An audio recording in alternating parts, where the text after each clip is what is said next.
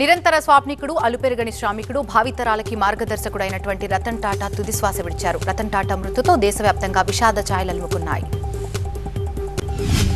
రతన్ టాటా మృతి పట్ల రాజకీయ, వ్యాపార, సినీ ప్రముఖులు నివాళులర్పిస్తున్నారు. రతన్ టాటా మరణం పట్ల రాష్ట్రపతి, ప్రధాని మోదీ, తెలుగు రాష్ట్రాల సీఎంలు సంతాపం తెలిపారు. టాటా సేవలను గుర్తు చేసుకున్నారు. ప్రజల సందర్శనార్థం ముంబై ఎన్సీపీఏ గ్రౌండ్లో రతన్ టాటా భౌతికాయం ఉంచారు. ఇప్పటికే సంతాప దినంగా ప్రకటించింది మహారాష్ట్ర సర్కార్. రతన్ టాటా అంత్యక్రియలు ప్రభుత్వ లాంఛనాలతో నిర్వహిస్తోంది. మహారాష్ట్ర సర్కార్ మధ్యాహ్నం 3:30 అంత్యక్రియలు నిర్వహించేందుకు ఏర్పాట్లు చేస్తోంది. టాటా గ్రూప్ చైర్మన్ రతన్ టాటాకు వ్యాపార రంగంలో ఆయన చేసిన సేవలకు గాను 2000 సంవత్సరంలో పద్మభూషణ్, 2008 సంవత్సరంలో పద్మవిభూషణ్ పురస్కారం అందుకున్నారు. రతన్ టాటాకి 2005లో బినయ్ బర్త్ ఇంటర్నేషనల్ అవార్డు దక్కింది. 2007లో లండన్ స్కూల్ ఆఫ్ ఎకనామిక్స్ నుంచి గౌరవ ఫెలోషిప్, 2007లో Carnegie medal of philanthropy award. Integrated farming చేస్తూ 12 లక్షలు సంపాదిస్తున్నారు శేషకుమార్ గారు. మీరు వారి నుండి నేర్చుకోవాలా? డౌట్స్ వస్తే ఆయనతోనే వీడియో కాల్లో మాట్లాడాలా? అయితే ఫ్రీడమ్ యాప్ ని డౌన్లోడ్ చేసుకోండి. చేసుకున్నారు. విదేశీ పురస్కారాలు కూడా రతన్ టాటాను వరించాయి. 2008లో సింగపూర్ నుంచి హానరీ సిటిజన్ అవార్డు, 2009లో ఇటలీ గ్రాండ్ ఆఫీసర్ అవార్డు, 2009లో బ్రిటిష్ ఎంపైర్ అవార్డు అందుకున్నారు. 2010లో Oslo business for peace award కూడా సాధించారు. దేశ పారిశ్రామిక, వాణిజ్య రంగ పురోగతిలో కీలక పాత్ర పోషించిన రతన్ టాటా ప్రపంచవ్యాప్తంగా 110 దేశాల్లో వ్యాపార సంస్థలు నెలకొల్పారు. దిగ్గజ వ్యాపారవేత్తగా, మానవతావాదిగా రతన్ టాటా పేరు తెచ్చుకున్నారు. ఆజన్మ బ్రహ్మచారి రతన్ టాటా జీవితంలోనూ లవ్ స్టోరీ దాగి ఉంది. మొత్తం 4 సందర్భాల్లో ఆయన పెళ్లిపీటలు ఎక్కేందుకు సిద్ధమైన వేర్వేరు కారణాలతో అవేవీ కూడా జరగలేదు. 2015 నవంబర్ 5న హైదరాబాద్లోని టీ హబ్ ప్రారంభోత్సవంలో పాల్గొన్నారు రతన్ టాటా. అప్పటి గవర్నర్ నరసింహన్, నాటి ఐటీ మంత్రి కేటీఆర్తో కలిసి టీ హబ్ ని లాంచ్ చేశారు రతన్ టాటా. రతన్ టాటా మరణం వ్యాపార రంగానికి తీరని లోటన్నారు Google CEO Sundar Pichai. Google ఆఫీస్లో ఆయనతో గడిపిన క్షణాలని గుర్తు చేసుకున్నారు. రతన్ టాటా లాంటి విజన్ ఉన్న వ్యాపారవేత్త మృతి దేశానికి అపార నష్టమన్నారు రాహుల్ గాంధీ. వ్యాపార రంగంలో ఆయన అడుగులు భవిష్యత్ తరాలకి ఆదర్శమన్నారు రాహుల్. భారత్ మరో కోహినూరు వజ్రాన్ని కోల్పోయిందన్నారు మహారాష్ట్ర సీఎం షిండే. రతన్ టాటా మృతి పట్ల ప్రగాఢ సంతాపం తెలిపారు. ఆయన లేరనే వార్త చాలా బాధాకరమంటూ ఉద్వేగం చెందారు. ఆంధ్రప్రదేశ్ కేబినెట్ భేటీలో రతన్ టాటా మృతికి సంతాపం తెలిపారు. ఆ తర్వాత ముంబైకి చంద్రబాబు, మంత్రులు బయలుదేరారు. రతన్ టాటా పార్థివ దేహానికి నివాళులర్పించనున్నారు చంద్రబాబు అండ్ టీం. అన్నమయ్య జిల్లా మైసూరు వారిపల్లిలో విద్యార్థులు ఆడుకునేందుకు ఎకరం స్థలాన్ని డిప్యూటీ సీఎం పవన్ కళ్యాణ్ విరాళంగా ఇచ్చారు. సొంత ట్రస్ట్ నిధుల నుంచి 60 లక్షలు వెచ్చించి ఆట స్థలాన్ని కొనుగోలు చేశారు. మైసూరు వారిపల్లి ప్రభుత్వ పాఠశాలకు డొనేట్ చేసిన భూమి పత్రాలని అధికారుల సమక్షంలో గ్రామ పంచాయతీకి అందజేశారు పవన్ కళ్యాణ్. ఈ స్థలాన్ని మైసూరు వారిపల్లి గ్రామ పంచాయతీ పేరిట రిజిస్ట్రేషన్ చేయించారు. అమరావతిలో మద్యం దుకాణాల దరఖాస్తులకి ప్రభుత్వం గడువు పొడిగించింది. రేపటి వరకు దరఖాస్తు చేసుకునే అవకాశం ఇచ్చింది. ఇప్పటి వరకు 50,000కు పైగా దరఖాస్తులు వచ్చినట్టు చెప్పింది ఏపీ ప్రభుత్వం. తెలంగాణలో కురిసిన భారీ వర్షాలకు దెబ్బతిన్న పంటకి ప్రభుత్వం నష్టపరిహారం అందించింది. 79,216 మంది రైతులకి 79 కోట్ల నిధులను నేరుగా ఖాతాల్లో జమ చేసింది. రైతుల ఖాతాల్లో నగదు జమైనట్టు చెప్పారు మంత్రి తుమ్మల. తెలంగాణలో ధాన్యం సేకరణపై కేబినెట్ సబ్ కమిటీ భేటీ అయింది. నిబంధనల ప్రకారమే ధాన్యం కొనుగోలు చేయాలని అధికారులకి సూచించారు డిప్యూటీ సీఎం భట్టి. రైతులకు ఇబ్బందులు కలగకుండా చూడాలన్నారు. జాతీయ ఎస్సీ/ఎస్టీ కమిషన్ కి ఫిర్యాదు చేశారు బాపట్ల మాజీ ఎంపీ నందిగం సురేష్. తనపై అక్రమ కేసులు పెట్టి వేధిస్తున్నారని ఆ ఫిర్యాదులో తెలిపారు. గుంటూరు జిల్లా కలెక్టర్ ఎస్పీకి నోటీసులు ఇచ్చింది కమిషన్. 15 రోజులుగా సమాధానం ఇవ్వాలని ఆదేశించింది. వైసీపీ మాజీ ఎంపీలు మోపిదేవి వెంకటరమణ, బీదమస్తాన్ రావు టీడీపీలో చేరారు. ఉండవల్లిలోని సీఎం చంద్రబాబు నివాసంలో సీఎం సమక్షంలోనే టీడీపీ కండువా కప్పుకున్నారు. ప్రభుత్వానికి తమ వంతు సహకారం అందిస్తామని తెలిపారు. తూర్పుగోదావరి జిల్లా నల్లజర్లలో రైసు మిల్లులని ఆకస్మికంగా తనిఖీ చేశారు మంత్రి నాదెండ్ల మనోహర్. గోదాంలో భారీగా రేషన్ బియ్యం నిల్వలని గుర్తించారు. విదేశాలకు తరలించేందుకే బియ్యాన్ని నిల్వ చేసినట్టు అనుమానిస్తున్నారు మంత్రి. తిరుమలలో వార్షిక బ్రహ్మోత్సవాల వైభవం కొనసాగుతోంది. వేడుకల్లో భాగంగా స్వామివారు ఉదయం సూర్యప్రభ వాహనంపై భక్తులకి దర్శనమిచ్చారు. రాత్రి చంద్రప్రభ వాహనంపై మలయప్ప స్వామి భక్తులని కరుణిస్తారు. తిరుమల శ్రీవారి సర్వదర్శనానికి 8 గంటల సమయం పడుతోంది. 31 కంపార్ట్మెంట్లలో వేచి ఉన్నారు భక్తులు. హుండీ ఆదాయం 3,48 లక్షలు వచ్చింది. విజయవాడ ఇంద్రకీలాద్రిపై దేవి శరన్నవరాత్రి ఉత్సవాలు వైభవంగా కొనసాగుతున్నాయి. అమ్మవారు దుర్గాదేవి అలంకరణలో భక్తులకి దర్శనమిస్తున్నారు. దుర్గమ్మ దర్శనం కోసం భక్తులు పోటెత్తుతున్నారు. శ్రీశైలంలో ఘనంగా శరన్నవరాత్రి మహోత్సవాలు జరుగుతున్నాయి. సాయంత్రం భ్రమరాంబికాదేవి మహాగౌరి అలంకారంలో దర్శనమిస్తారు.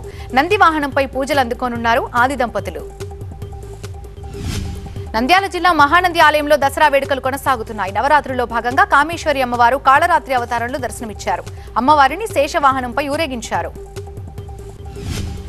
నిజామాబాద్ జిల్లా ఆర్మూరు జంబీ హనుమాన్ ఆలయం దగ్గర బతుకమ్మ సంబరాలు అంబరాన్నంటాయి. సంప్రదాయ వస్త్రధారణలో బతుకమ్మలు పేర్చి ఆడిపాడారు.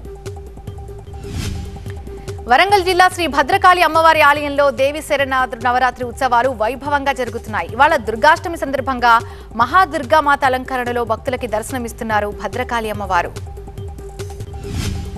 నిర్మల్ జిల్లా బాసర శ్రీ జ్ఞాన సరస్వతి అమ్మవారి క్షేత్రంలో శ్రీ శారదీయ శరన్నవరాత్రి ఉత్సవాలు ఘనంగా జరుగుతున్నాయి.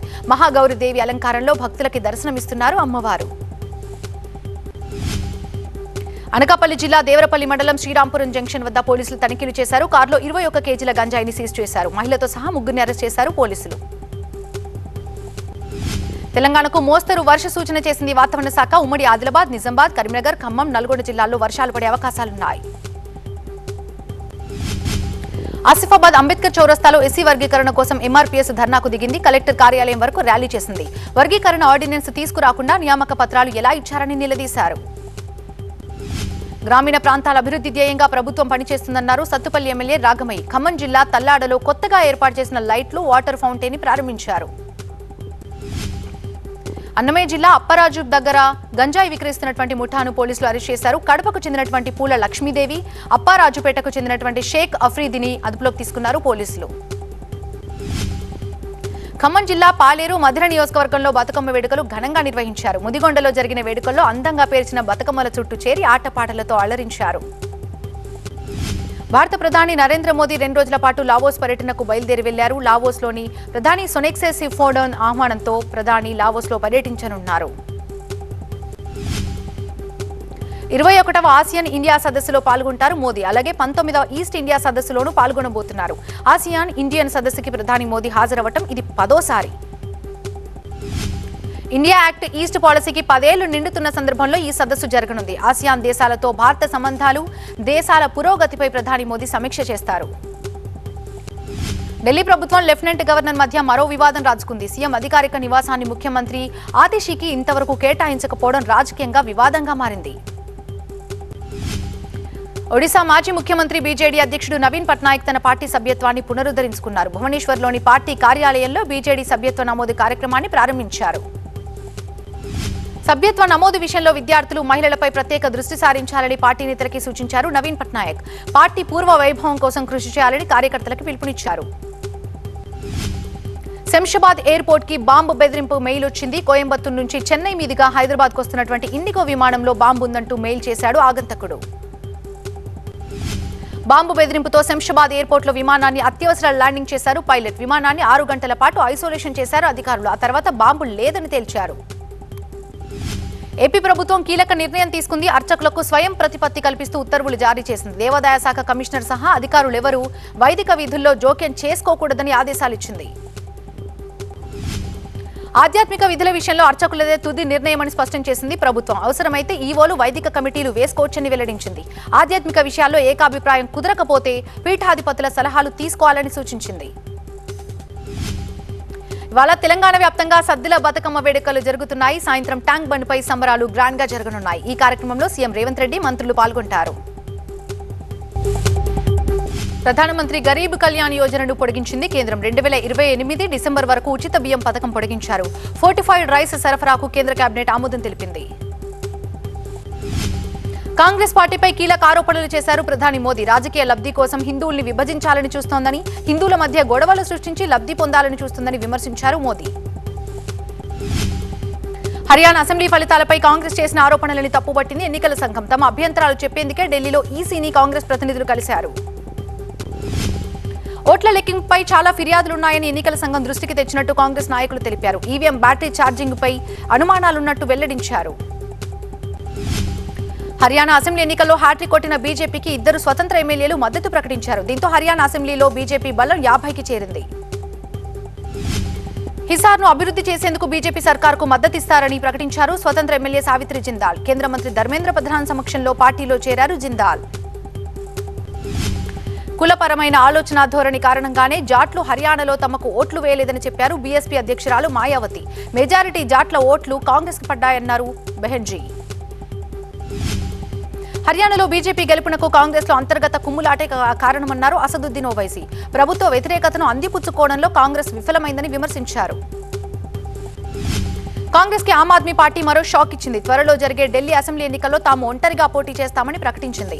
హర్యానాలో బీజేపీ గెలుపుతో ఆప్ ఈ నిర్ణయం తీసుకుంది. కాంగ్రెస్ అధ్యక్షుడు మల్లికార్జున ఖర్గేతో సీనియర్ నేత రాహుల్, సీఎం హేమంత్ సోరెన్ భేటీ అయ్యారు. త్వరలో జరిగే జార్ఖండ్ అసెంబ్లీ ఎన్నికల పొత్తుపై చర్చించారు. త్వరలోనే కీలక నిర్ణయం తీసుకోనున్నారు. తమిళనాడు వెట్రి కజగం అధ్యక్షుడు నటుడు విజయ్ తన తొలి రాజకీయ సభ విక్రవాండిలో ఈ నెల 27వ తేదీన నిర్వహిస్తున్నారు. జన సమీకరణ కోసం విందులు ఏర్పాటు చేస్తున్నారు.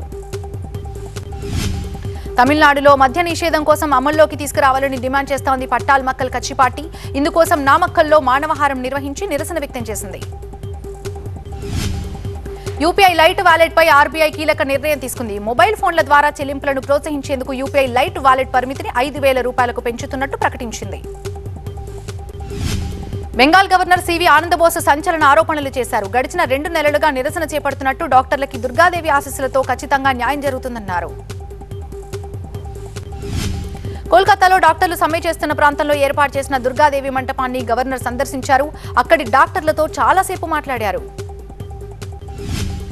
కోల్కతా డాక్టర్ అత్యాచారం కేసు దర్యాప్తులో జాప్యాన్ని నిరసిస్తూ Delhi AIIMS resident doctors association candle rally నిర్వహించింది. మాల్దీవుల అధ్యక్షుడు మహమ్మద్ ముయిజు బెంగళూరుని సందర్శించారు. గవర్నర్ తావర్ చంద్ గెహ్లాట్, సీఎం సిద్ధరామయ్య ఆయనకి స్వాగతం పలికారు. ఢిల్లీలో కాలుష్యాన్ని నివారించేందుకు ఎలాంటి చర్యలు చేపట్టాలో సూచిస్తూ ప్రభుత్వ, ప్రైవేట్ సంస్థలకి ఢిల్లీ ప్రభుత్వం సూచనలు జారీ చేసింది. శ్రీలంకకి అక్రమంగా తరలిస్తున్నటువంటి 15 లక్షల విలువైన బీడీ ఆకు కట్టలని స్వాధీనం చేసుకున్నారు తమిళనాడు పోలీసులు. తూత్తుకుడిలోని ఇనిగో నగర్లో వీటిని గుర్తించారు.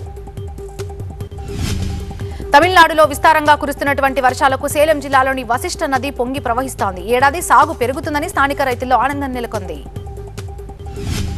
యూపీలోని ప్రయాగ్రాజ్ త్రివేణి సంగమ స్థలికి పెద్ద సంఖ్యలో సైబీరియా పక్షులు తరలి వచ్చాయి. సాధారణంగా ఈ పక్షులు నవంబర్ నెలలో ప్రయాగ్రాజ్కు వస్తాయి.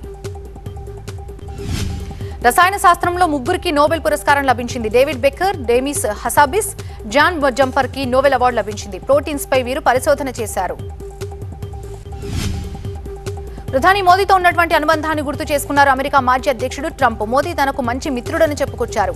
ప్రధాని మోదీ కాకముందు భారత్ అత్యవస్థంగా ఉండేదని తెలిపారు ట్రంప్.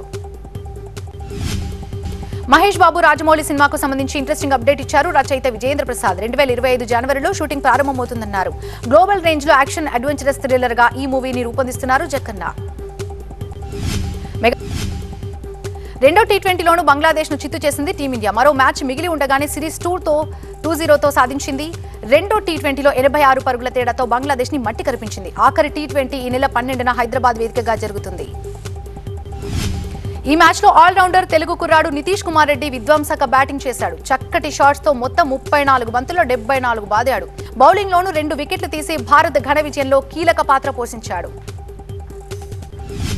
అటు నితీష్ రెడ్డికి తోడు భారత్ మరో బ్యాటర్ రింక్ కూడా రెచ్చిపోయాడు. 29 బంతుల్లో 53 పరుగులతో బంగ్లా బౌలర్లకి చుక్కలు చూపించాడు.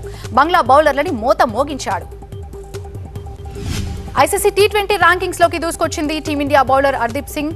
ఐసీసీ విడుదల చేసినటువంటి ర్యాంకింగ్స్ లో టాప్ 10 లోకి దూసుకొచ్చాడు. ఆయన 642 పాయింట్లతో 8వ ర్యాంక్ కి చేరుకున్నాడు. టీ20 ప్రపంచ కప్ లో భారత మహిళల జట్టు సత్తా చాటింది. శ్రీలంకపై 82 పరుగుల తేడాతో ఘన విజయం సాధించింది. చివరి గ్రూప్ మ్యాచ్ ఆదివారం ఆస్ట్రేలియాతో టీం తలపడనుంది. England star batter Joe Root రికార్డుల పరంపర కొనసాగిస్తున్నారు. టెస్ట్లో ఇంగ్లాండ్ తరపున అత్యధిక పరుగులు చేసిన ఆటగాడిగా రికార్డు క్రియేట్ చేశాడు. 147వ టెస్ట్ ఆడుతున్న రూట్ 12,578 పరుగులు చేశాడు.